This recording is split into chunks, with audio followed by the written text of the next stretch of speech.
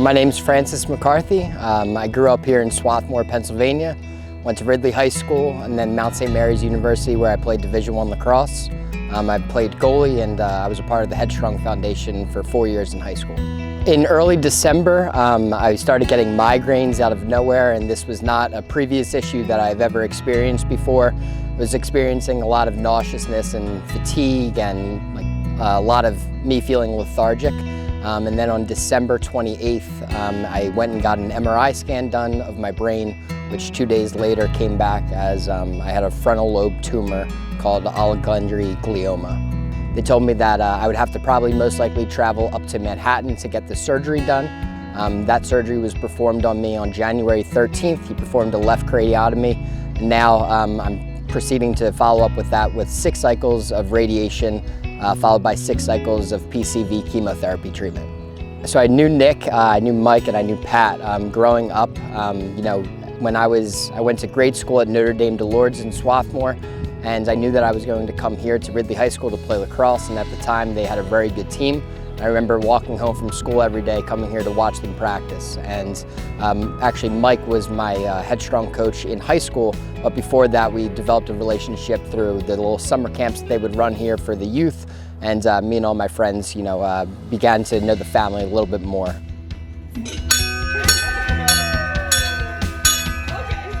I think that it obviously takes things in a different perspective on life. Obviously no one's really ready to ever experience getting diagnosed with cancer, and especially at such a young age, you really take away, the value of what life brings you. And seeing other people like my age at Penn every single day going through radiation and chemotherapy treatment, as well as the pediatric patients that come over from CHOP every day, it really just makes you feel grateful for every day that you have living here on earth. And I think that Nick did a resilient job of, kind of spreading the message and, raising so much money in order to start the foundation for blood cancer research.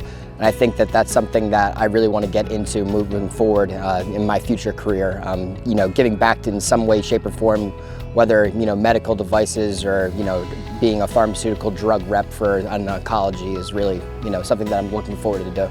So I'm excited to be the commissioner of the Nick Colleluori Summer Lacrosse League for a number of reasons. Number one is because I love the sport of lacrosse, and I think that it's opened up so many doors and opportunities throughout my own personal life. It really opened up the door to get me into college and play at the Division I level. It opened up the door to get me my job at Johnson & Johnson through a number of medical device sales reps that also played collegiate lacrosse. And I think that tight-knit lacrosse community is really something that, will take on with you for the rest of your life. Lacrosse is a sport unlike any other where, a lot of the involvement in the side of the sport, is willing to give back and help each other out, and networking. Obviously, playing with a lot of other, college friends and teammates is a great way to get involved, and obviously, doing it for the HEADstrong Foundation is a great way to give back to the community.